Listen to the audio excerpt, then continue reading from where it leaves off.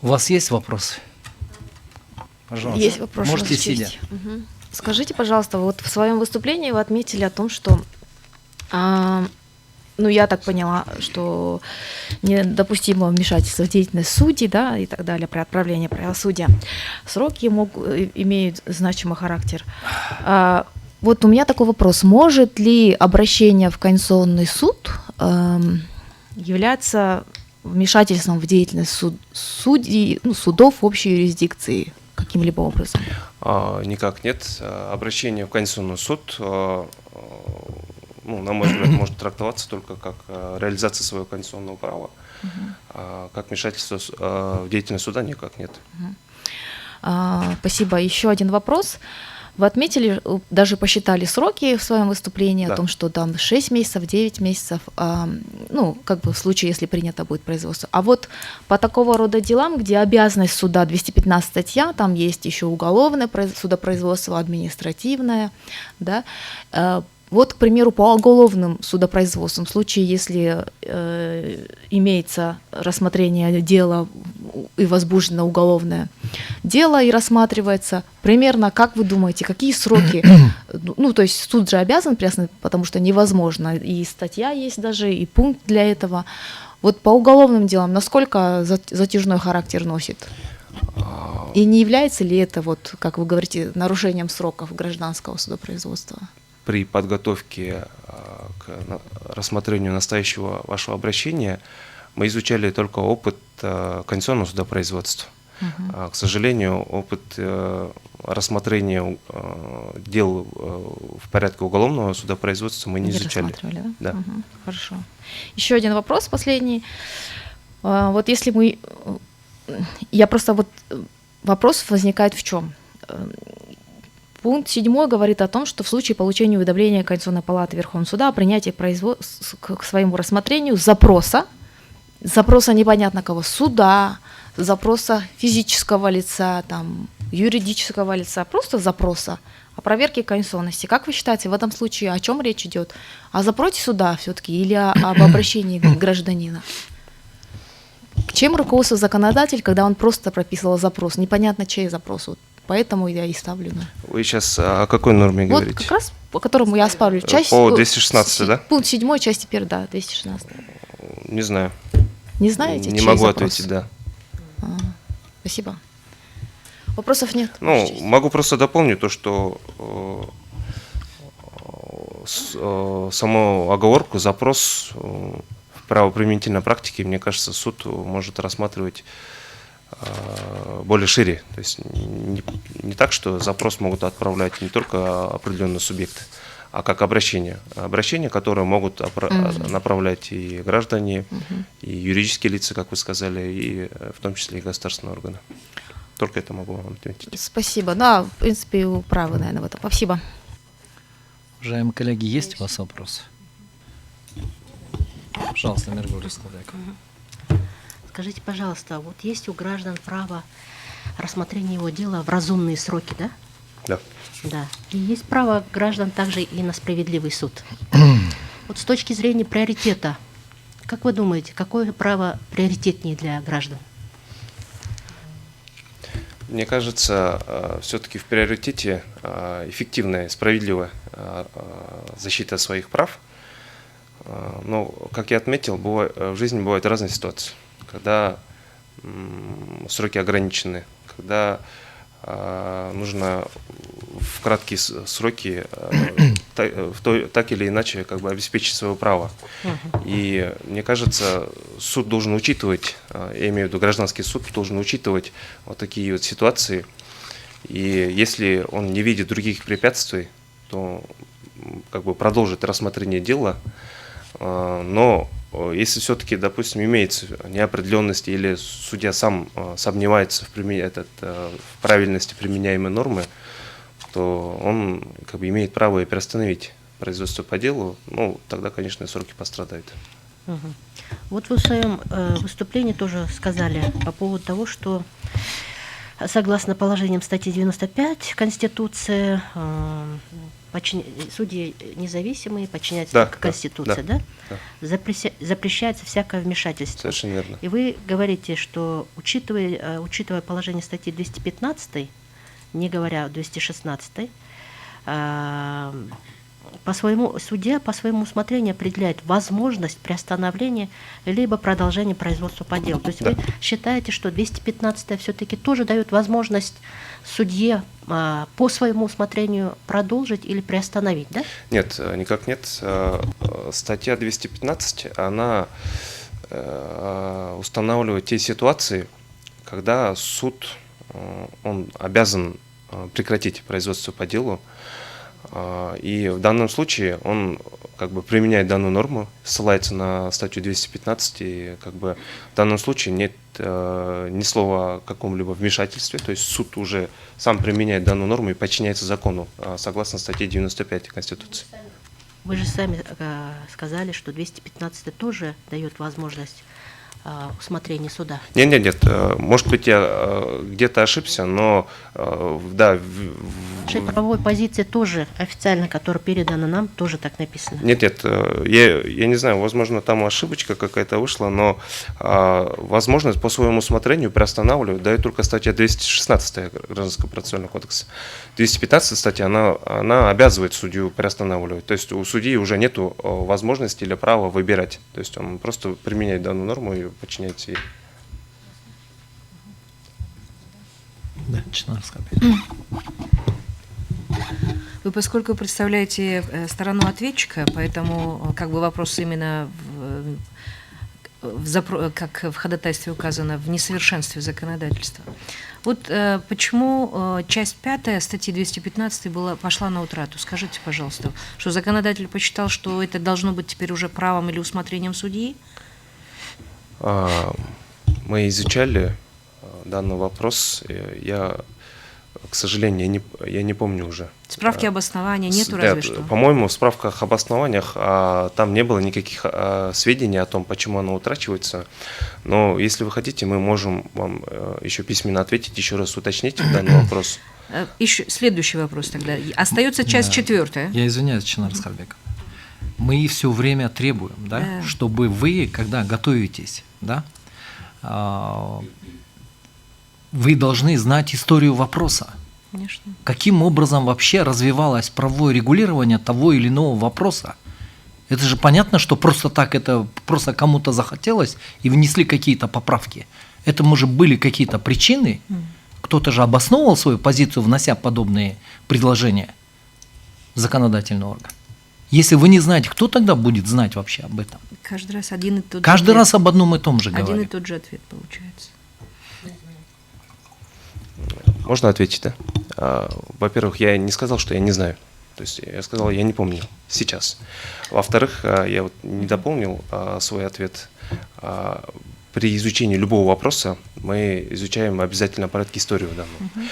То есть в первом чтении как поступил законопроект, во втором чтении он менялся или нет. А потом, если в первом чтении уже данная норма имелась, мы обязательно изучаем справку об основании.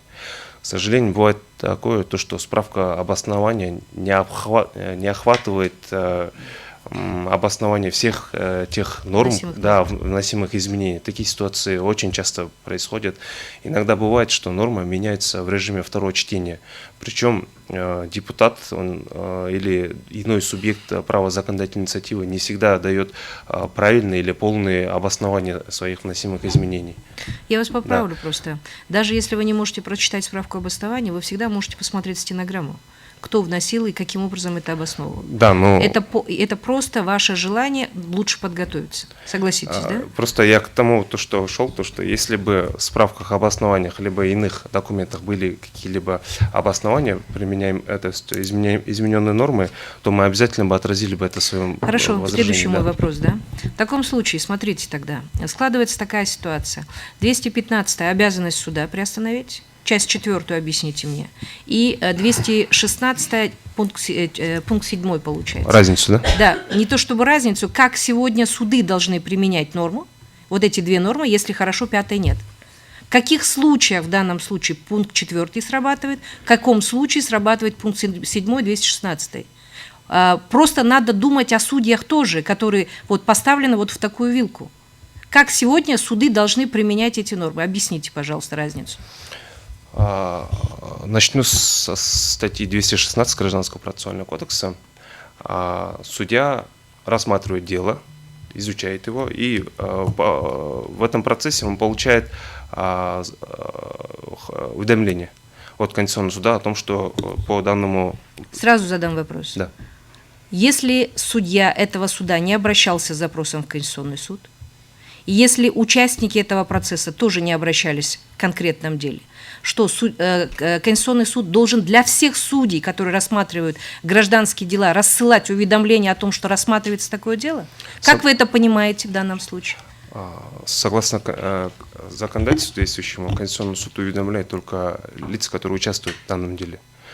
Ну, насколько... Да. Или... Это получается, смотрите, тогда... Я судья местного суда, рассматриваю. Я говорю, я не получала уведомления Конституционного суда, что идет рассмотрение именно вот этого дела, которое я хочу сейчас, этой нормы, которую я хочу сейчас применить. И поэтому я не приостанавливаю. Так это будет работать? Хотя, возможно, эта норма будет применима этим судьей в конкретном этом деле. Да. Как вы себе это представляете? То есть законодательство должно быть четким, понятным. И в какой-то мере то, что судьи так применяют, граждане жалуются, да, в конце концов отвечают судьи за принятый их судебный акт. Это один момент, да, вопрос в этом все равно, заметьте, есть проблема, да? Да. Есть. Второй момент. Вот вы говорите, что подача ходатайства в Конституционный суд каким-то образом будет злоупотреблением правом со стороны, да, которые могут там продлевать сроки. Да. Вы знаете сейчас, какое количество дел рассматривает Конституционный суд в год? Какое количество отказов вообще в принятии производства к суду, Конституционного суда есть? На официальном сайте Конституционного суда я получил только ту информацию о рассмотренных уже делах, то есть решениях. В данном случае вы можете сказать, какой процент? Нет, я не видел. Поэтому, когда вы обосновываете свои возражения, нужно ссылаться на какие-то факты. Да. На сегодняшний день я могу вам сказать, 85-86% отказов Конституционного суда – это нормально. Уважаемый суд, можно внести ясность маленькую? В своем возражении, когда мы давали в Конституционный суд, мы никоим образом не хотели внести вред репутации или доброго имени Конституционного суда. Мы никак не хотели усомниться в его компетентности или усомниться в иных частях, да, вот, деятельности Конституционного суда. Мы лишь изучали, смотрели пункт 7 на предмет соответствия, пункт 7 статьи 216 на предмет соответствия Конституции. Это да, понятно. да. Мы в то же время мы учитывали, то есть мы старались моделировать ту ситуацию, когда есть обычный процесс. Есть обычный процесс, где есть адвокат.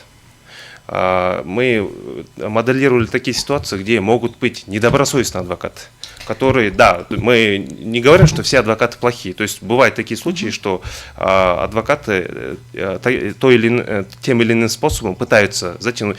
Я тоже был адвокатом в свое время. Я тоже участвовал. Я, к сожалению, сталкивался с такими адвокатами. Элементарные дела, которые мы в других процессах рассматривали и получали решение в течение 6 месяцев, они затягивали до 2 лет. То есть хорошо, такое тоже было. Давайте смоделируем такую ситуацию в таком случае. Хорошо, Да. Если вы считаете сроки, да, судья рассматривает дело, он знает, что этот процесс, эта норма рассматривается в Конституционном суде. В соответствии с пунктом 4 статьи 215, здесь не написано, если судья признает невозможность продолжения, он приостанавливает. Да. В данном случае судья не приостанавливает, он считает, ну и что рассматривается эта норма в Конституционном суде. Это то, что происходит сегодня, и госорганы, и суды на сегодняшний день недопонимают роли места Конституционного суда в системе органов государственной власти. Это первый момент. Да? Хорошо, судья принял решение, не приостановил, Конституционная палата отменила действие этой нормы. Что происходит дальше? Что происходит дальше? Сторона... Идет отмена этого судебного акта?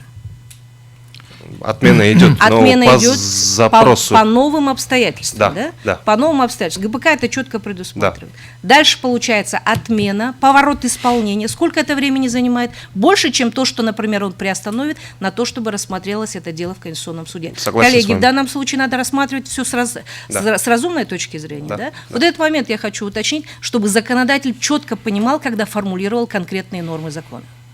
У меня все. Есть еще вопросы? У меня есть вопрос. Как бы в продолжение вот, вопроса Чинара Аскарбековны, я бы хотел просто уточнить, да? Вот когда вы формируете свою позицию, да? Формируете свою позицию, вы сейчас четко не ответили, в каких случаях судья должен применять 215 статью, часть 4, а в каких случаях 216? К сожалению, мне не дали возможности ответить. Да, Да, вот. Вот, Только конкретно на этот вопрос. Да. Вы, например, вы сейчас отстаиваете, что все нормально. В вопросах правового регулирования этой ситуации никаких проблем нет, исходя из вашей позиции, да? Да. И вот мы вас простейший вопрос спрашиваем.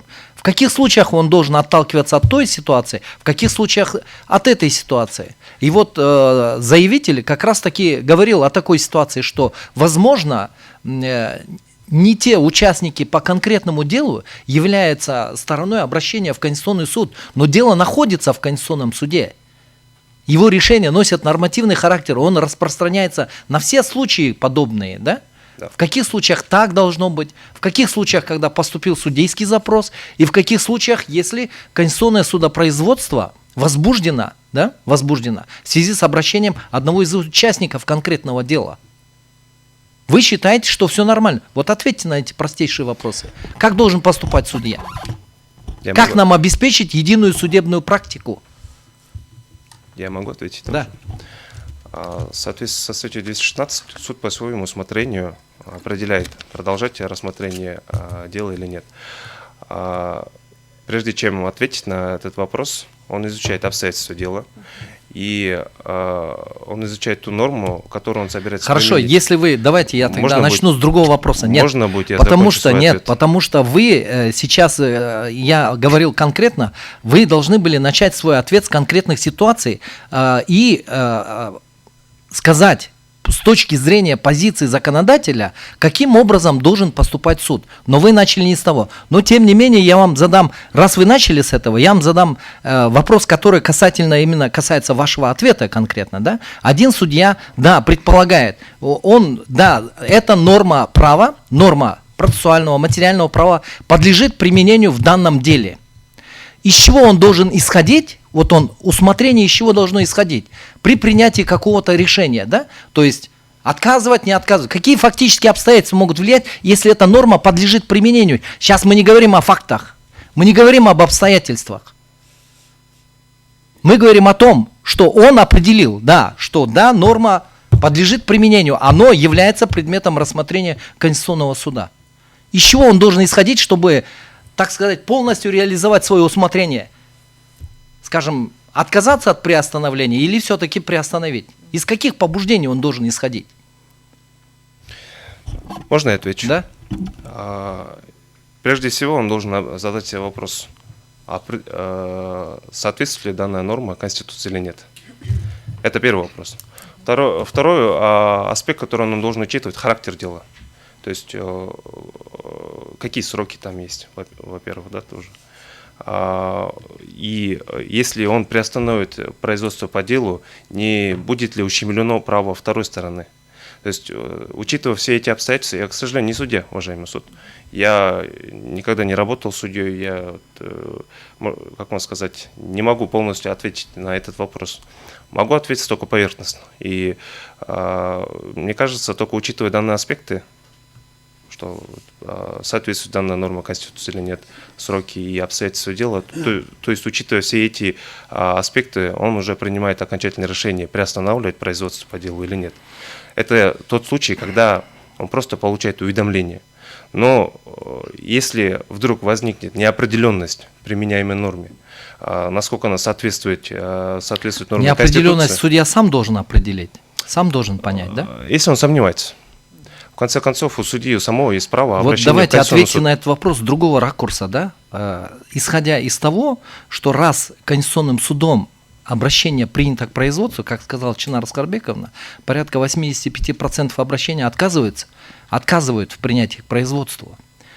И вот исходя из того, что в отличие от других видов судопроизводств, Конституционный суд принимает к своему производству только в том случае, если есть очевидные сомнения, у Конституционного суда уже возникли сомнения, раз он принял, потому что это требование закона, иначе мы не можем, только потому что он соблюл все требования Конституционного закона, принимать его к производству никто не станет. Если на самом деле у коллегии судей возникли сомнения, что на самом деле вот конституционность этой нормы подлежит проверке. И вы говорите, что после этого судья общей юрисдикции должен дать оценку. Вообще эта норма соответствует Конституции с его точки зрения или нет, и в зависимости от этого принимать решение. Уважаемый суд. Конституционный суд, мы говорим только о тех, которые Конституционный суд принял уже к производству, оно уже находится в его производстве. Но как мы уже до этого отмечали. И вот в своем ответе сразу ответьте на вопрос Миргуль Раскулбековне. В данном случае, с точки зрения законодателя, что приоритетнее, да? Что приоритетнее в данном случае, да? Требование Конституции о том, что судьи должны подчиняться только Конституции и законам, а законы должны приниматься в строгом соответствии, только на основании в строгом соответствии с Конституцией. Это тоже требование Конституции. Вот в данном случае, исходя из этих конституционных принципов, что является приоритетнее вообще с точки зрения законодателя? Я могу ответить? Да. На вопрос Миргуль Раскулбековны я уже ответил. И насколько я понял, что я уже как бы дал полный ответ. Далее вы говорите, что раз вы приняли обращение к производству, все-таки существует сомнение. Но это сомнение, то есть оно еще не подтверждено. То есть здесь принятие Конституционным судом обращения, мне кажется, это еще не означает неконституционность оспариваемой нормы. То есть была практика такая, что Конституционный суд принимал все-таки решение о том, что данная норма не противоречит Конституции. Были такие случаи. Может, да, я изучал еще практику, насколько они, ну, как можно сказать, количество, да, этих решений. В большинстве случаев все-таки Конституционный суд выносит, ранее Конституционная палата выносила решение о том, что оно противоречит Конституции. В большинстве случаев. То есть, если я могу ошибаться, но если примерно так рассчитывать, где-то 5% решений, оно выносится в пользу ответчика, можно так сказать, с формулировкой не противоречит Конституции. Может быть, даже меньше. Ну, я могу ошибаться. Да, я могу ошибаться. Да, я могу ошибаться. То есть я к тому, что принятие Конституционного судного обращения это еще не означает неконституционность данной нормы, и мне кажется, суд может, учитывая данное обстоятельство, не приостанавливать и продолжать рассмотрение. Ваша позиция, в общем-то, понятна, да? Если нет вопросов, присаживайтесь. Вы будете выступать? Спасибо. Присаживайтесь. Слово для выступления предоставляется Осмоналиевой Айнуре Мусаевне.